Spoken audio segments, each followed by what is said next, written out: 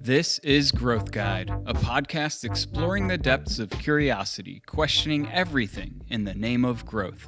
I'm your host, Brian D'Alessandro. On this episode of Growth Guide, I speak with Matt Mcgregor-Mento, who just completed his first 100K ultramarathon, and he did it in a minimalist barefoot sandal at that. If you're anything like me, this feat sounds utterly inconceivable. The thing is, it was for Matt too, not that long ago. At the age of 52, he'd never run a distance even close to this before, not even a half marathon. Now, I do know Matt for quite some time, and I will say that he has taken on some pretty extreme feats previously, like sailing around Long Island in a 10-foot sailboat in which he hallucinated after fighting currents for hours on end, barely moving a few feet, so he knows a thing or two about committing to and achieving goals. I'm very interested in what motivates people to chase dreams that are so big and what we learn about them along the way. Yes, this episode covers running, though the learnings of taking on something new and daunting provides inspiration for all of us in all areas of life. So whether it's an ultramarathon, going back to school, changing careers, becoming a parent, or living out of a sprinter van, these lessons provide key insights that we can all apply to our daily lives. So grab a pen and paper as we discuss things like goal setting and preparation, mindset, and finding grit, and pushing beyond failure, and so much more. Let's get to it. Matt, so good to see you, man. You're across the world now in Australia, and I'm down in Miami, far from New York, where we spent a lot of our time knowing each other. Yeah, it's really true. It's been a while. Yeah, man, it's good to see your face. I'm really stoked to get into your recent accomplishment of running the 100K in New Zealand, Tarawera. Is that correct? Yeah. Yep. It was quite a challenge. Yeah, and let's talk about this. Let's start with like your background, because you've never done any ultra endurance racing like this before. No, not at all. I mean, the last time I ran seriously was in high school. So in high school, I was a cross-country runner. I was sort of a middlingly successful cross-country runner. So I made it to I was like an all-county runner a few times. But as you know, in the world of high school athleticism, county ain't much, it's not states and it's not nationals. So, yeah, I was a decent average runner. And I think honestly, the longest I ever ran was 11 miles just for fun. Like I had, I ran about 6 miles every day. And then one day I was like, oh, I'll just keep going and see how far I could run. And so I think I ran 11 once. And then after that, I didn't run again, really. Yeah. In adulthood, no marathons, no half marathons, nothing. All right. And as someone who, I've always been like a sprinter type guy, like I could do very short, very quickly. And so running has always intimidated me so much, anything with distance. I'll get into more on why and what I've learned since then after. But when you ran the 11 miles, how did you feel? What was the experience and how'd your body do? I think I was pretty fine then because I was doing 6 every day, so I think at that time, and I was in high school. So, I think when I ran 11, I was just like, yeah, cool. 11, that wasn't bad. I could probably go longer.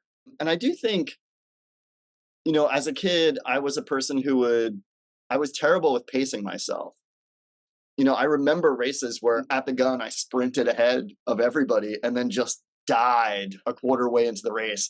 And there's nothing as embarrassing as just watching the whole field pass you as you were the guy who sprinted out, and crashed and burned. So I was definitely that guy.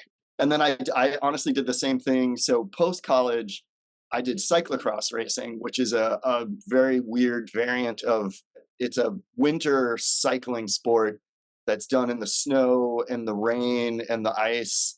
And they put it in the dead of winter. It's from September to January.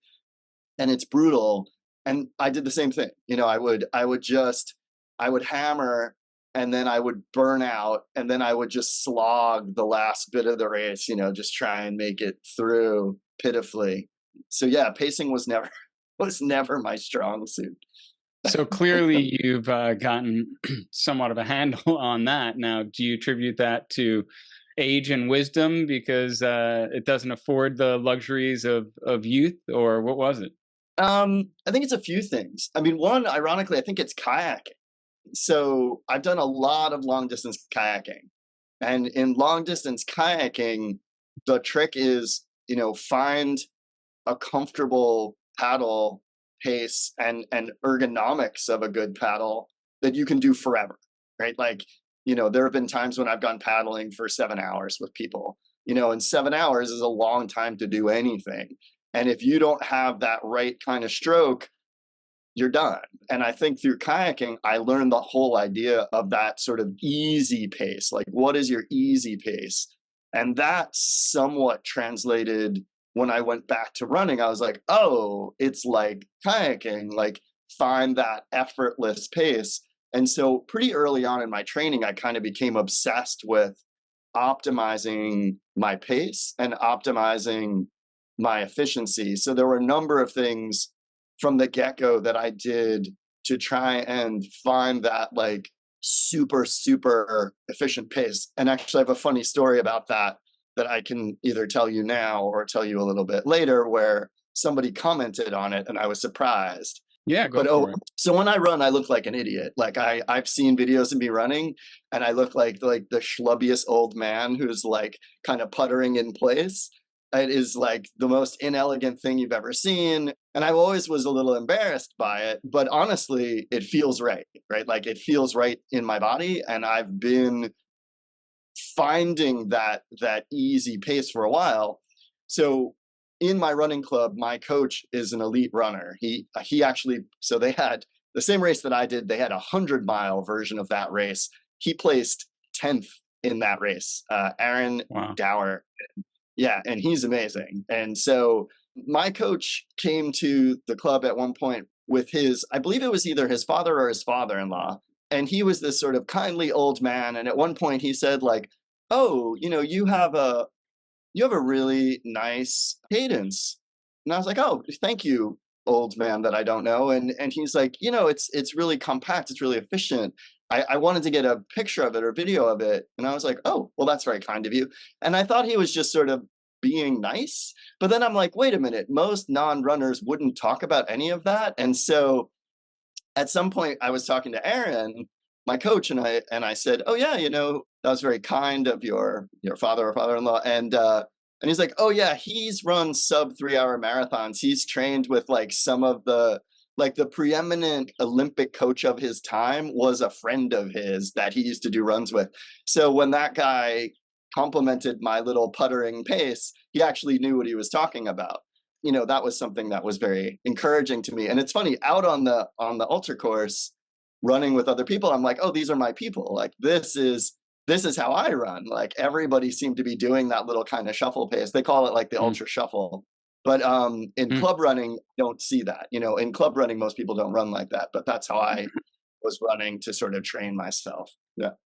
For the listeners, Matt's very engineer-like mind, and he builds and tinkers and figures things out for efficiency. And so it doesn't surprise me at all that you kind of crack that code on your own. We'll get into a little bit what your regimen was for supplements and fuel on the race, because I know you told me a little bit about that. So yeah, I mean, it makes sense. I've been doing a little research as I've just started doing some running, doing the High Rocks competition actually in 2 days. And that's a hybrid racing model where it's a kilometer run, and then you do, different all body exercises like sled push or wall ball throws and so on. And you do that 1 kilometer run in between. And so for me, I mean, I'm trying to figure out how to just get more efficient. And I was seeing like for people who run marathons, they call that chicken winging, where they have their elbows all the way back tucked behind them. So they almost look like little chicken wings. And the idea was really fascinating. I never thought about this, but it's so that you're only focusing on pulling back your arm, and then you just let the momentum bring it back into neutral position, but you're never throwing it forward. And just starting to think about the efficiencies of it, I've never considered it because I'm not a runner and I'm just not wired in that sense. This episode is brought to you by Xero Shoes, barefoot-inspired minimalist shoes with a natural fit and feel that supports natural motion. All right, guys. So I've dealt with knee pains and foot issues pretty much my whole life. I could never run more than a mile because of it. I always just wrote it off and said, all right, I'm just a sprinter. But the reality was there were underlying issues. And I was using things like orthotics. When I went to the doctors, they brought up surgery as an option, which I knew was ludicrous. So I tried a bunch of different things. I did physical therapy. I worked through building up my arches with yoga. And while some of these things helped, nothing allowed me to run. Until about a year and a half ago, where I listened to a buddy of mine who always wore barefoot shoes, and I tried a pair of Xero shoes. These are zero drop shoes, which means the sole is much thinner, and it allows you to have much more flexibility and contact with the earth, but also they have a wide toe box, which allow your feet to open back up into their natural form. What we don't realize is with traditional shoes, we're binding our feet. And to the point where after a year and a half, I can't wear any of my old shoes because when I do, my feet are so bound and blistered. Since switching to Xeros, I'm running 2 to 5 miles comfortably about 3 to 4 times a week. And I couldn't be more happy with it. So I definitely want to share it with you guys. I also wear their sandals all the time. And I never used to be able to wear sandals for, a full day without my feet hurting. So check out Xero shoes. Huge, huge fan. Yeah, it's fascinating, like all the little things, even something as simple as breathing. I read early on, you should only breathe through your nose, which I had no idea. And I have an extremely deviated septum. So when I breathe through my nose, not only am I only breathing through my nose, but I'm restricting airflow. So when I was training, I only breathe through my nose, and it's supposed to reduce lactic acid buildup. There's a quantifiable benefit to just breathing through your nose in endurance, endeavors. Yeah, picking up little fragments of information here and there and trying to kind of incorporate them into what I was doing. Yeah. So, all right, let's set the stage. So when did you start training? So I joined this running club, I want to say a year and a half ago or so. And in August of last year, there was a conversation that happened and people were like, oh, we're going to do this ultra marathon in New Zealand. And I thought, and they were encouraging me, like, you should come, you should do it. And there were a few of them doing it. And I was like, yeah, sure. That sounds amazing. Like, what a great adventure. And then I did this sort of funny thing that I do where everybody was doing the 50-kilometer race, but I'm like, when I went to sign up, I'm like, I think I'll do the 100. And I have this like really competitive bent in me. And I also have this like real naivete for things. Like, I'm just like, I'll be fine. And so I signed up for the 100 instead of the 50. That makes total sense to me. So a little more on Matt. When Matt was getting more into boating, not only did he decide that he's going to build his own boat in the basement, a shop of his New York City apartment building, which if you've lived in Manhattan ever, you know how ridiculous it is to actually be able to figure out how to get access to a shop in your basement because it wasn't just a common thing for him there. And so anyways, he builds it. And there's then no way to get it out of the apartment. So, Matt, correct me if I'm wrong, but you guys had to open a wall into the courtyard, carry it out, and you installed a window into it, right? Yeah, that was the plan. It didn't quite go to plan, but that was the plan, was to carry it through the window and out the courtyard. That one, yeah. So anyways, this is what Matt's made of. So yes, that ambitious notion of impossible is nothing is definitely what you're about. So, all right, you decide you're going to do the 100K. I imagine you then ferociously started researching.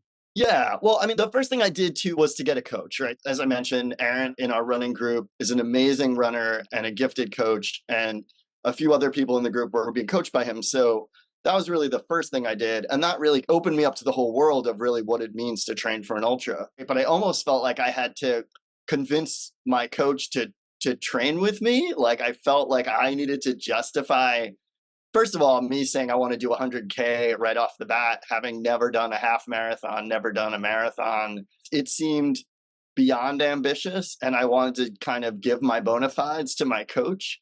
One of the things I mentioned to him is that I had hallucinated during an athletic endeavor. It is not uncommon for ultramarathoners to hallucinate while they are running because they push their bodies so far. And when I read about this, I was like, oh, I've done that. I know what that is. And so I then told him this story of I had, during a kayak trip, I'd kayaked all day. It was a beautiful day. And I was sort of coming into this island where I was going to illegally camp. It's the largest island in the middle of the forks of Long Island. And it's a privately owned island and nobody really lives there. And I was like, I'm just going to pull my kayak over. I'll sleep on this island. And the winds changed on me and I had some difficulty with my sails. And I ended up sailing overnight to Montauk from there. So I couldn't land where I had intended on landing. So I sailed in the pitch black all night. I landed at about 2 a.m., completely exhausted.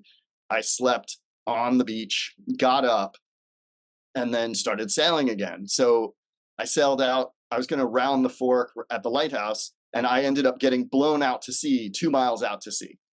I'm 2 miles out to sea in the Atlantic. And the ironic thing is, whenever I sailed in the East River, people would call the police on me because they thought I was in danger. No one ever saw small boats in the East River. So if they see a boat there, they panic. They think, oh, something terrible must have happened to put this person in this little boat. And there were times when I would literally land my boat in the East Village and there was a helicopter, a fire rescue boat, and a fire truck all converging at the beach where I landed. And I turned to the fireman and I said, are you looking for somebody in a boat by any chance? And he said, yeah. And I said, that's me, I'm fine. So anyway, so that was my experience kayaking around Manhattan. But here I am out in Montauk and I've been blown out 2 miles. And I genuinely am kind of like, oh, this isn't good. Like I could kind of use some help right now. And all these pleasure boaters are coming in and out because it's Montauk and everyone's going fishing and going out, having a good time. Nobody stops because out there, if you're out there, then you must know what you're doing. And so I'm out there and I'm like, all right, well, I'm going to have to get myself back in. I did have a marine radio. I could have radioed for help, but that wasn't what I wanted to do. So I took my sail down and I start paddling. So I'm paddling against the wind, against the current, against the waves, and I sprint paddle for 2 hours. So just imagine somebody kind of, you're in the gym and somebody says, go. And for 2 hours, you put as much effort as you possibly can put in. And the crazy thing is I went 2 miles in 2 hours. So as hard as I could possibly paddle, I went 1 mile an hour. And the sense of not moving and the sense of just it sort of being hopeless was so palpable for those 2 hours. It was one of the most physically difficult things I've ever done in my life. Emotionally, I bet that had to be pretty hard too. It's so demoralizing. Oh, and it was waves. It was the sense of pointlessness that the forces were greater than I were also very real. And then I got to the shore and being who I am, I'm like, well, I guess I'll keep going. So I just tried to hug the shore. And then right at the lighthouse, there's a huge sweep. So I had to fight current again. And the funny thing is, like everyone's just standing on the rocks at the lighthouse because it's a tourist attraction. And I'm paddling my ass off, having paddled for a 2 hour sprint. And I push through and I get through the current and I pull over and I leave my boat. I just ditch it. I get a car to a hotel and I'm in the bathroom of the hotel, like finally sort of sitting, resting for a second. And they have a stone pattern on the floor. And I look down and they're just faces eating each other. Just all these faces. And I can just stare at it. Like it's not a passing thing. It's like I can just watch it as long as I want because I am tripping balls because I have pushed my body so far beyond. So that was my little application to my coach. I'm like, hey, I did this once. Like I think I can do this ultra running thing. So that was my my little, please accept my application to be under, not that he asked for it, but yeah. Yeah, you're proving my point that I've always held in my head that anyone who does ultra marathons is not normal. They're not built the same way in any sense of the word. It's funny, on Instagram, I keep running across this thing that's talking about how people that do ultras are often survivors of deep traumas, childhood traumas. And there's this drive in a person who's experienced trauma to prove to themselves that they can survive things, right? That they can push through, that they're capable. I mean, that's definitely part of my makeup. I was adopted at a very young age. And I think there's something hardwired in me that says, go to that place, right? Go to that place of difficulty, of challenge, and persevere. That plays a huge role in it for me. And I think for many ultra athletes, that's part of the fuel that makes the engine go. Mm-mm. Yeah, and business, entrepreneurship, and success is correlated a lot of times to. I've heard it called like the sweet spot of trauma response, because if it's too small, little t trauma, it's usually not wiring you in that same extreme. If it's too far, it's typically destructive and it ceases to be beneficial. But then there's that sweet spot where people just get in that zone, so to speak, and yeah, you definitely seem to be there, man. So, all right, you tell him your story. What's his response? It's funny because he was pretty chill about it. He was like, yeah, no worries. I think you can do it. But right off the bat, I was like, wow, okay, cool. He thinks I can do it. And then getting into sort of ultra geekery a little bit, like one of the first things he told me was, you need to train your eating. And I really didn't understand this at first. What does train eating mean? I eat every day. Like, what am I training about eating? And at first I thought that meant just sort of don't get sick. Don't get sick as you are running if you're fueling.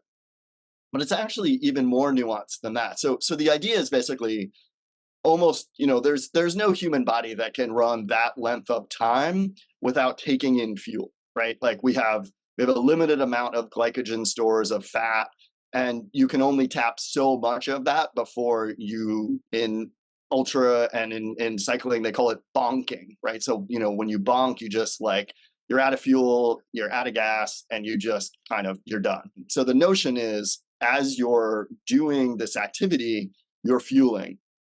And I've seen ultras referred to more than once as an ultra is not a running contest, it's an eating contest, which I think is really funny because you just don't think of it that way. What is the key there is, how can you keep refueling your body and thus keep going, right? Like anybody can run to exhaustion.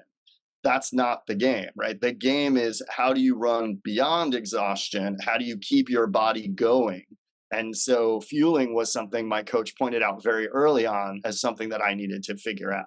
And for people who haven't put themselves through any of these extremes, it can sound pretty odd. Like, what do you mean? You have the food on you and you just take it. Like, when I've done high altitude treks where, you're burning so many thousands of calories in a day and you need to replenish like nothing else. And there's nothing in your body that wants to eat food. The idea of food is foreign. And so like, going into this mechanical state of just getting your body to move its jaw and swallow, fighting against the reflex. Like, so what is it like in running? Well, there's a few things that happen. One is flavor fatigue, which sounds like a nothing, but is a big thing. So flavor fatigue is like, let's say you bought a delicious mango gel and you love your mango gels. And every time you've trained, you've eaten 2 or 3 mango gels and you're like, yum, yum, yum, these mango gels are delicious. Well, that might work when you're doing a 3-hour run or 4-hour run. But if you're doing a 10-hour run, by hour 8, those mango gels taste so awful and so unpalatable because you've been having them for so long and your body starts to associate them. And I'm going to make a leap here with your discomfort, right? You feel like shit. And so as you're drinking these things, taking these things in, you're just like, I don't want any more of this. Stop. And so flavor fatigue is a very real thing. Like my coach talked about, like there are certain flavors of things that he can never, ever have again as long as he lives because he used them during a race and they have left a permanent scar on him. And again, like during your everyday life, if you get bored of a flavor of something, not a big deal, you just stop it. But if it's the only thing that you have to fuel and it's make or break, then you have to keep ingesting this stuff and it feels awful. So that's one category, flavor fatigue. Another category is just gut distress. One very interesting thing I came across. So when I was early on in my training, or actually throughout my training, I used pink salt, Himalayan salt, as my sodium source. Never had a problem with it. But then I did some reading, and what I learned is that, so sea salt is sodium chloride. So your body takes the sodium off, right? It needs the sodium to replenish your stores. And that chloride just kind of hangs around because your body doesn't really need that chloride, as far as I understand it. So what happens is all these chloride molecules just start accumulating in your gut. And when you start talking about the volumes of stuff, so like when I did my calculation, or one of my calculations for what I would need on the run, it was like 3 teaspoons of salt. So imagine ingesting 3 teaspoons of salt. Like, that's a lot of salt. And all those chloride molecules just sitting in your gut are eventually going to give you gut distress. So I went out of my way to get sodium citrate, which is a sodium derived from citric acid, and is supposed to be much better on your gut than sodium chloride. But like, that's a really easy mistake to make. You can buy electrolyte solutions that use sodium chloride, because for most people, that's fine. But when you start doing the math and looking at, well, I'm going to have to take X amount of these over all this time, it's easier to hit something that's gut distress. And then there are just other things too, like carbohydrate sources too can do the same thing, right? There are carbs that will, for regular athletes, like, if you're going out and doing a shorter run or cycling or, hike or something, certain carbs would be fine, right? Certain carb sources would be totally fine. But again, when you look at that volume that you're doing in an ultra, when you're looking at sort of insulin spikes, and when you're looking at how your body reacts to certain fuels over time, you really want to look at a carb source that burns sort of kind of cleaner, and you have a better chance of not getting that gut distress. So gut distress is a huge issue. And honestly, even with all of my best attempts at planning, I still got a little sick to my stomach towards the end of the race. It's like, it's the middle of the night. I've been fueling on the same stuff all day. I wasn't exactly getting flavor fatigue, but I was getting like, I don't want to drink this stuff anymore. I was just getting to that point of like, distress is a funny thing. There's this Mike Tyson quote that's like, everybody has a plan until they get punched in the face. And I just kept thinking about that quote while I was doing the ultra, because I had a plan going into it, and I had like carefully researched, meticulously trained. And then things start happening that I didn't plan for. And my ability to respond in the moment and persevere and adapt is what moved me forward in the race. Yeah, it's such a perfect metaphor for life. And it's not saying that having a plan is useless, right? Because doing all that research, having all that knowledge is the baseline that you stand on to then be able to adapt and really refine the plan in real time. Absolutely. Yeah. I mean, the plan is what gets you on the dance floor, right? And then it's your grit, your ingenuity, and your perseverance that kind of keep you moving forward. But no plan and you're not there, really. I wouldn't have gone into it without some sort of plan. But yeah, I mean, there are just some things that you can't really plan for. So in your training, what was the most that you had run? I think I did a 3-hour and 45-minute run, or it might have been a 3-hour and 30-minute run. All my long runs were by time, not distance. And it's funny because at one point I said to my coach, like, should I be worried about this? Like, I feel like I'm not running far enough. And what he said is, there's no magic proportion. It's not like if you're running 100, then you got to run a 50. He said, cumulatively over the course of a week, you want to run your distance, ideally. So every week I should have been running around 100K at the end of my training, right? Like once I built a base enough to get to that point. But honestly, like I got COVID towards the end of my training. I did a 100K race, like kind of in the middle of the year. That was a charity event.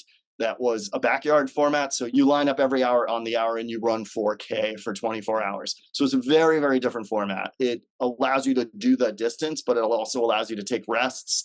But there's also this sort of protractedness to it that a lot of people find challenging. So I did that. I had to recover from that. I got COVID. So my training was kind of up and down, in life, et cetera. But yeah, the longest run I did was probably around 3 hours and 30 minutes. And honestly, I felt pretty good on that run. Now that's 3 hours and 30 minutes. That's significant for most humans. But the day of the race, your total time was 21 hours, but 21 hours with some stops, so there were moments when I was definitely, I think One of the pieces of information I saw was that I had like 30 minutes of stopping time, maybe a bit more. Yeah, I think I stopped my watch once to poop in the woods. Pooping was a big challenge during this particular race for me. Because it was when you didn't want to be pooping, or what? So what had happened was I had read an article that said you're supposed to like eat a crazy ton of food before your race to build glycogen stores. And so I'm like, okay, this is my job. I'm training. I'm going to eat everything. So I'm like eating all the pasta and just eating and eating and eating and eating like way more than I normally would. And I'm so proud of myself for eating all this stuff. And then I get to the day of and I just can't stop pooping. So I pull into, one aid station and I poop in the porta potty. And then I'm out on the course and I'm like, oh, I got to poop again. So I like walk off the trail, find a tree that's like kind of out of the way of people. And I thankfully brought toilet paper with me and I poop in the woods. And then there was one point, and I mentioned this to you in passing, where I'm running and I sharted, and then I had to run another 5K Oh with no. this heavy, heavy burden, which was really awful. And actually then had chafed my nether regions. So I had chafing cream and I'm like trying to like put the chafing cream on. And if you ever look at a top 10 ultra running tips, tip 10 is always like, don't shit yourself. And I shat myself. So I'm a true Your christening. ultra. Yeah. I think that's it's a rite of passage in ultras. That is so funny. Oh my God. All right. So what were some of the things going through your mind as you're running this? Did you have stages of like, Yeah. So the most significant initial challenge was, first off, my coach had given me power targets. I run to power. So a lot of people use either pace or heart rate as indicators of performance, but I run to power. So I've got this foot pod. So I have like a little kind of cadence meter that connects to my shoe. And then that gives me a power number. And power is actually the most reliable stat that you can use as a runner, because heart rate is influenced by things like how much sleep you got the night before, like how excited or unexcited you are about it. If you're not feeling well, all of those things will affect heart rate. Whereas power is power, right? Like you moving your body a certain rate on a certain incline with a certain amount of wind is a pure number pretty much. So I was running to power. My coach gave me these power numbers. And when I had initially run to those numbers, I thought, wow, these numbers seem really low. And and when I mentioned it to him, I was like, yeah, I got the numbers. He's like, they seem low. I was like, yeah, they seem really low. He's like, yes, that's right. They should seem low. That's good. So the very first leg to aid station 1, I ran to power. And it was a little frustrating. Like people were passing me and that's fine. But like, I'm like, this is the steady state, right? This is the pace I need to maintain because it's a long haul, right? It's 100K. So like I had to tell myself, suck it up, run to your power numbers. So for the first aid station, I ran with these 2 guys who were running pretty close to my power numbers. One of them was an experienced ultra marathoner. So I'm like, cool, this is great. I get to aid station 2 and there's a massive line for water. Now I need to stop at each aid station because I need to mix the powder I brought with me for my fuel with water in order to do the next section. But I make a little kind of in-game decision that I'm going to skip this aid station. And that decision actually had so many ramifications. So what had happened was right at this particular aid station, there was a fork. I didn't think about it. I didn't review the course enough to really understand that fork was there. And I went left at this fork because I saw a sign that said, X amount to the next section. And I thought, well, clearly this is the course, right? I'm looking at the course. It's got a sign, talking about time to the next station. So I didn't think much about it. I just ran. While I was running, I was running with this guy who was from a city nearby. We're running along, and clearly he's a faster runner than me. But I'm like, you know what? I'll just run this one segment with him, and then at the next aid station, I'll go back to my pace. I'll refuel, and he'll be gone. And then as we're running, he just casually mentions like, "Hey, did you do the loop?" And I'm just like, it hits me. I'm like, wait, what loop? It's like, back there, did you run the loop? And I have no idea what he's talking about. So I realized that I have taken the wrong turn on the course. So I turn around and I'm like doing this run of shame past all these runners who are just looking at me like, why are you running the wrong way? So for 2 kilometers, I run back to the station. And because I'm pissed at myself, I run fast. And this is where things go kind of off the rails, because I'd already been running over my pace, running with this guy. And now I'm sort of running even faster because I'm pissed that I made a wrong turn. I turn into the right section and I run a bunch of that section, which is 7K, way above pace, right? I'm making up time. So what we haven't talked about yet is 2 weeks before the race, I trained on some very tall trail steps. Due to timing things, I had to pick my daughter up from school. I decided to train in this place that wasn't a place I normally train in. So for 3 hours, I ran up and down these steps, basically. So I did 9 trips up and down these steps, which ended up being 1,000 meters of climbing. So really tall steps, really tall hill. I tore my MCL in my right knee. Not only did I tear my MCL, but what I realized as I'm sprinting is that I did both of my quads in, because I hadn't run hard since I'd torn the MCL because I was trying to rest it. But now that I'm running hard, trying to make up time on the course, I realized that my quads are just baked.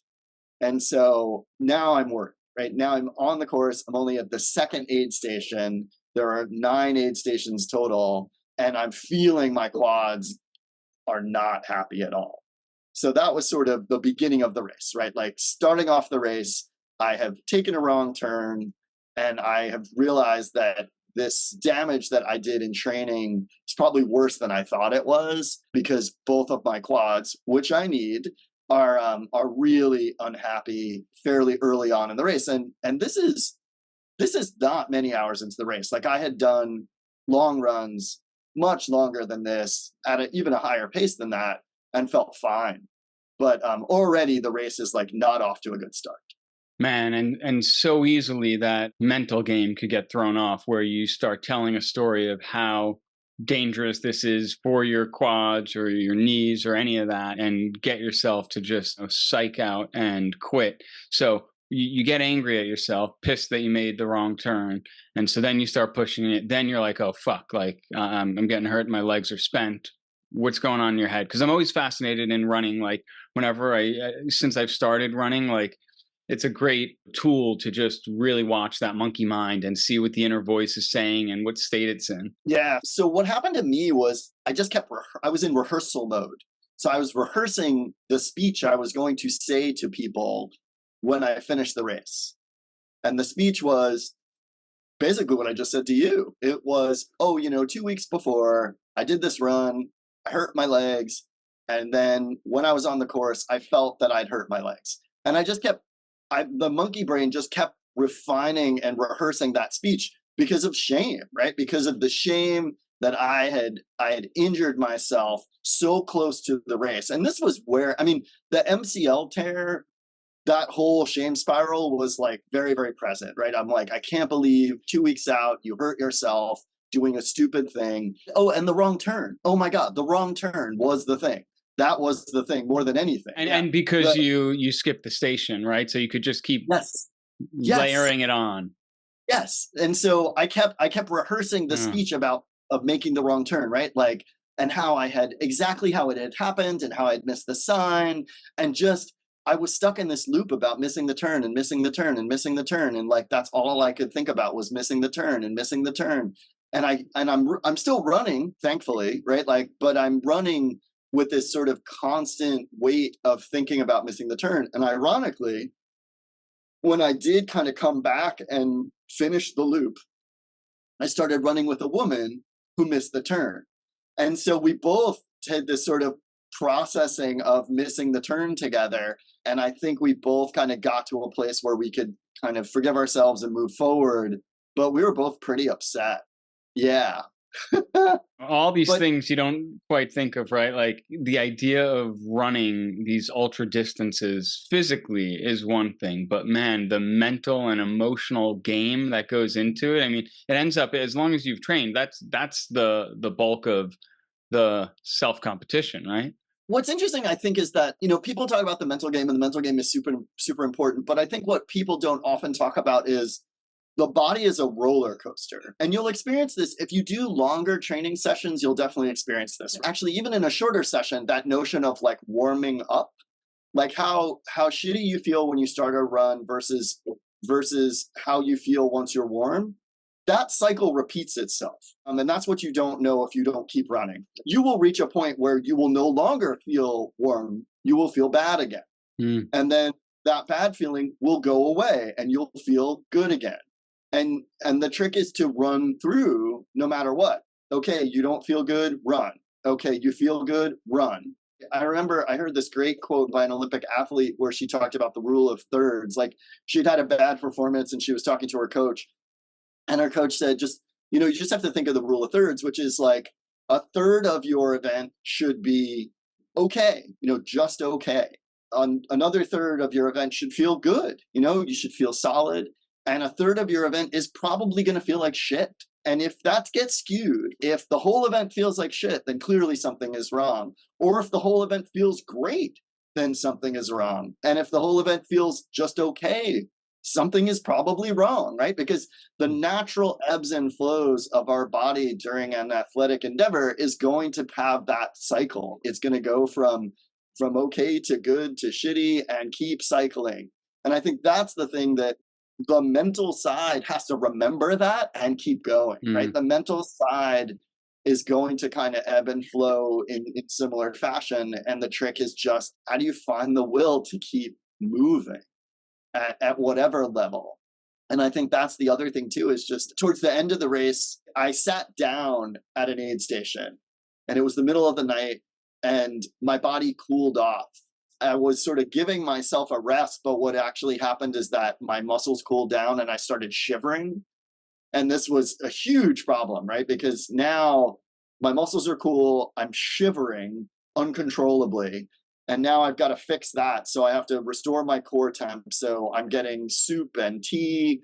And then when I start to run again, my body is completely locking up. And I'm basically resigned myself to walking.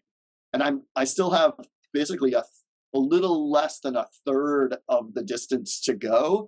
It's not the elevation part. I'm through the elevation, but I'm like, oh my God, I'm gonna walk like 30 kilometers. Like, that's insane, but I guess that's what I'm gonna have to do. And right at that moment, these two people passed me and they were speed walking. And I just psychologically like grabbed onto them. I was like, I'm gonna get on that train, right? And as a cross country runner, I used to zone out just running behind people, and that's what I did. I just locked into these two people, and I just told myself I'm just gonna stay in pace with them. And they were speed walkers. I don't think at any point in my training I thought that I was gonna be speed walking. I mean, hiking with purpose is a thing that my coach talked about, but you did hiking with purpose on elevation. But at the end of the race, in the condition I was in, I mean, speed walking was all I had. I think it's accepting where you are and moving forward, hopefully a little bit faster than you think you can go. And also to those roller coaster ups and downs, it reminds me of this old Nike ad for running where it's just a shot down like a suburban street, and it just has text that's descending into the distance, and it says like, just to the stop sign, just to this curb, just to this big tree. And it's just that, it's like, it's letting go of the big destination of where you need to go and just get to that next place and waiting for that break, right? In that suck. Absolutely. And also just, I think there's another component of it, which is just, there's a transcendence. I think what happened to me was everything hurt. And then your instinct when everything hurts is to protect your body, right? And the way of protecting your body if running hurts, well, then stop running. And you have to override that part in your brain that's saying, stop doing this. And you have to push to make your body do the thing that seems antithetical to every nerve in you. And I think what was interesting to me, that one thing I observed is I didn't hurt any more or any less when I was running. I just thought I was going to hurt more if I was running at the end of the race, right? And so pushing through that threshold, convincing myself that it's okay to keep running when I'm exhausted and in, various amounts of pain. That was an interesting thing, I think, is, people talk about the mental side, but I think the actual palpable mental side for me was telling myself that running wasn't the source of the discomfort. The discomfort was going to be there whether I was running or not, and that I may as well keep running. Now, there came a point at which I physically could not run anymore, and then it was, how fast could I just be moving? And even that, I mentioned that those speed walkers I was following, there was this really interesting thing that happened where, so as a runner, you train running, but you don't train speed walking necessarily.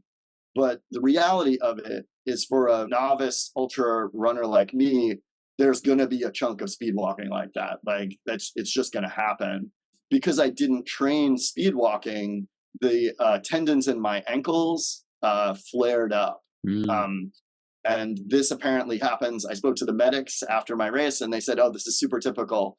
You'll get this like inflammation in the casing of your tendon. It is super painful. I did about 15 to 20 kilometers of speed walking, which I've never done in my life and will never do again. And it ended up in the last 7K with these ankles that were just tremendously inflamed and painful, that I didn't want to take a single step. In fact, when I stopped running, there was no position in which the ankles were not in pain. Like the ankles just were at rest, completely in pain. And again, that notion of like, not running isn't going to solve that problem, but your body thinks like, well, shit, running is what, or speed, what moving is what makes us hurt. Let's stop moving, right? Like that's the thing that your brain is telling you, like, rest, stop moving. And you've just got to say, no, like we're just going to keep moving. Wow, man. So intense. And so I want to go to another part of the body that you had a very unique approach with, and that's the feet. So you introduced me to Xero drop shoes and barefoot style shoes, and that it's changed my life. I started wearing them about a year and a half ago. The knee pain that I always had, I mean, if I tried running a mile, my knees would be hurting. My IT bands would get really tight afterwards. And I was like, I'm just not built for it. I'm a sprinter. And I just accepted that. And, just walking through Manhattan, you'd walk 5-7 miles in a day, and my, balls of my feet would be killing, my knees, and it would go into my back. Since shifting to Xero shoes, which I thought I was going to have to wean into, for me, it was just like, nope, these are like good. And it's just resolved it all. And so you chose to run 100K in very minimal shoes. Let's hear it. Yeah. So I ran in a shoe called, it's a Wildling Feather. And Wildling actually was kind enough to send me shoes. I told them I was doing an ultra, and they're like, wow, no one's ever done an ultra in our shoes. We'll just send you some shoes. And so I had always trained in my Wildlings. I didn't have a running shoe when I started running, and I always wear barefoot shoes. I mean, that's just all of the shoes I have at this point are barefoot shoes for the most part. And so when I started running in this club, I just ran in my Wildlings because that's the shoe that made sense to me. And then when it came time for race day, they had sent me a sandal, and I had some conversation with Ron, the founder, about what shoe that he recommended. And he said that he thought the sandal was the best call because the sandal would allow the foot to breathe the most, because I had complained about heat being an issue for me at times, and also rain or water, that when the foot gets wet, the shoe sort of stays wet and it can be problematic. And so he said, listen, if heat and water are the issue, wear the sandal. And at first I thought, I politely said, sure, I'll give it a try. And I thought it sounded a little crazy, but then I did a 3-hour plus run in the shoes and I was totally sold. I mean, they're so light and so comfortable. And so I chose to run in those sandals. And I think I was the only person running in a sandal that I saw at the event that day. I mean, in my category. And yeah, I read Born to Run a million years ago and just felt like it just made sense to me, like let the body do what the body does and put the least amount of modifications in place. There's a style right now to have like this big fat kind of cushy heel. And from what I've read, the thicker that you make that heel, actually the more force that your body will strike down, because your body's looking for that feedback.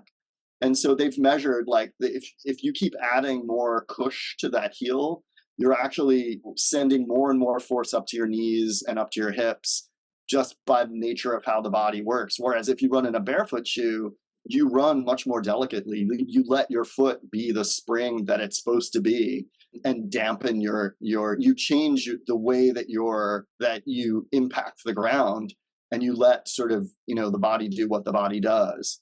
And so, I ran in a sandal that is, in the world of barefoot shoes, it's a pretty thin shoe. Yeah.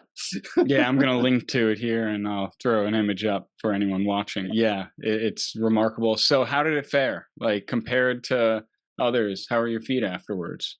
I imagine everyone's feet are pretty destroyed after running 100K.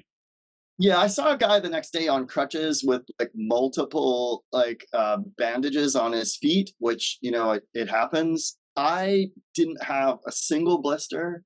I didn't have any hot spots. I was great. I was amazed, honestly, myself. Like, I mean, I had run in the shoe and thought the shoe felt great, but to finish 100K and not have a blister was pretty remarkable. I'll tell you what I did experience, and this is more on me than on the shoe, which is when you're running fresh in that sandal, you don't really get gravel in the shoe. And I know that sounds insane, but it's just the way that you're kind of contacting the ground, you're just like, you're not really, it just doesn't happen in my experience. Like, I mean, I might get like 1 in 1,000 strides, I might get something in the shoe and I can just flick it out, or it just comes out on its own because it's a sandal. So it's like, I can kind of wiggle my foot as I'm running and it'll just pop itself out. What I realized during the race is if you're no longer able to take that natural stride, so if you're kind of grounding your foot down, you're sort of doing that death march and you're struggling.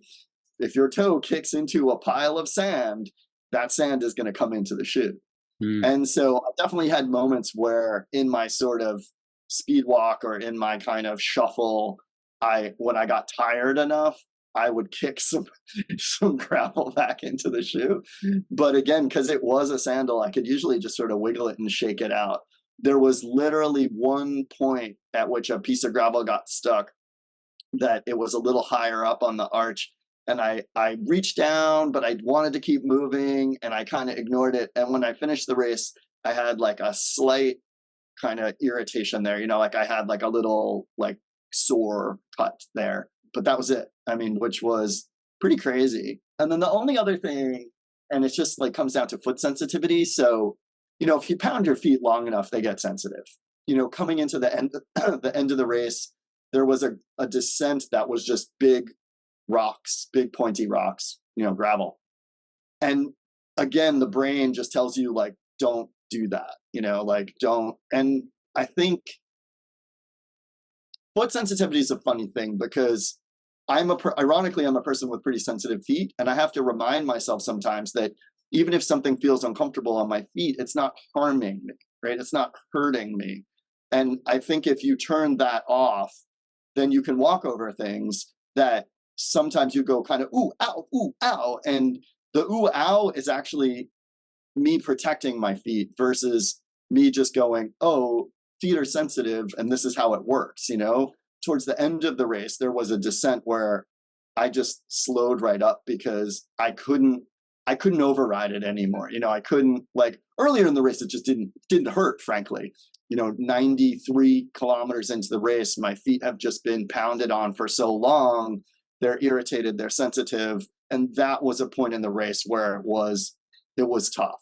But yeah, I mean, I've talked to other people in regular shoes running on surfaces like that, and they've said that stuff is really tough too. And I think, again, it's just a foot sensitivity thing, right? Like your feet are super, super sensitive, and you've got to kind of make peace with that level of support you've given your feet.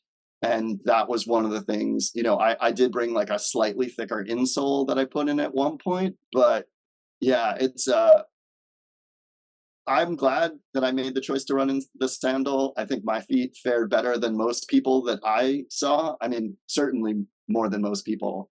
I mean, I think people lose toenails when they do ultras. People lose, get terrible blisters. People get really bad hot spots. All sorts of terrible stuff happens when you put a foot in a shoe, especially a shoe that doesn't fit right. I mean, one thing I would say to anybody is do yourself a favor and at least get a wide toe box. Like it's, if you're not going to go full barefoot, like get a Xero drop shoe, get a wide toe box, and that'll get you more than halfway there. And then look at things like how thick does your sole really need to be?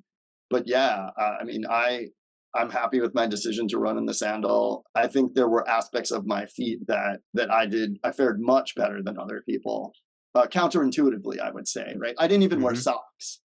Most people thought, I turned a corner and I passed a woman and she said, "Oh my God, look at your wee feet. You're naked." And yeah, people were stunned that I was running in the sandal, but I think I fared pretty well, honestly, all things considered. Yeah. So awesome, man. Are there any other takeaways or learnings that have been coming up for you as you're recovering from it? Because this was just how many days ago? This was, so I finished it Sunday morning at 5 a.m. ish, and we're at Friday. Yeah. So 5 days. Wow. Yeah. So learnings. Yeah, I mean, well, I think one thing to say is just like, you can do it, right? The number seems insane. Like, I remember looking at a map before I did this, and I was like, this would be like me running to like this amusement park that's like multi-hour drive from here, and I was just thinking like how nuts that would be, right? To like run out on the highway and just run until I got to the amusement park. Like that doesn't make any sense. It seems impossible. When the truth is, it's possible. You can do it. People do it all the time. It's just a question of how you do it, right? And each person is going to do it a little differently. So I think the one first thing to get over, the mental hurdle to get over is, yes, it is doable. You don't have to be the world's best athlete. I am not the world's best athlete. I am reasonably fit. And I saw people who I would have said walking down the street, I think they're less fit than I am, who did better than I did. So don't judge a book by its cover. Don't think you need to have some, superhuman physique to do these things. Again, generally the speed walking thing was revolutionary to me. I was following a man who was following a woman, and the man and I had to run to keep up with her speed walking more than once. So she had found, again, in that optimization, she had found a way of moving that was more efficient than we had. And she was capitalizing on that. And I know she finished in a better time than I did. Figure out what works for you and then, do it for 20 hours. Matt, incredibly inspiring and so grateful to capture the story. And yeah, man, you're an inspiration. Oh, thanks, Brian. Thanks for joining us this week on Growth Guide. A big thanks to our sponsors. This episode was sponsored by Morning Man. Live manly, own the morning. I learned about this from UFC champ Frank Shamrock. He was always having trouble getting started in the morning without like 7 or 8 cups of coffee. No exaggeration, I've seen this in person. So he created this product that's packed full of 45 superfoods and it has 95 milligrams of clean caffeine. So you get that charge from the greens and also get a hit from the caffeine without feeling all jacked up. I'm definitely caffeine sensitive and I like this product because it doesn't make me feel like I'm bouncing off the walls, but I feel sharp and energized to get shit done. Visit growthguide.love/morningman to learn more and use promo code GROWTH for 15% off. I'd also like to thank our sponsor, Atmananda Yoga. You guys have got to check out their yoga alignment mat. I've been using this for a long time. As you know by now, I've studied and trained with them as a yoga teacher, and the mat is incredible to deepen your practice and to ensure a lifelong injury-free practice. Visit growthguide.love/alignment for more info or to buy. Be sure to use code GROWTH at checkout for 15% off. Make sure to visit our website, growthguide.love, where you can find freebies, exclusive content, and subscribe to the show so you'll never miss an episode. If you found value in listening, I'd really appreciate a rating on iTunes. I can't tell you just how important this is. Or spread the love. Tell your friends, your fam, heck, tell your spirit animals. And follow me on Instagram at growthguide.love. Be sure to tune in next week for our newest episode. One of the perks of hosting your own podcast is that you could sponsor your own brand. On that note, this episode is sponsored by Spirit Squad. You tired of your Matrix standard issued uniform? Have you pulled the thread and need some new ones? This calls for some 5D level ascension gear, such as our 432Hz classic hoodie and our Resist the Program Third Eye Kitty tee. Spirit Squad's got you covered. From ceremony gear to pre-ceremony gear to post-ceremony gear, we have anti-ceremony gear too. Are you raising consciousness while little ones are raising hell? We have the perfect gear for drop-off, pickup, and serving in the 3-foot kingdom.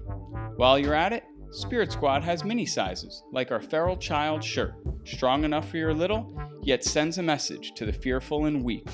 Give this one some space. Grab your Spirit Squad gear now at spiritsquadsupply.com. And welcome to the rebellion.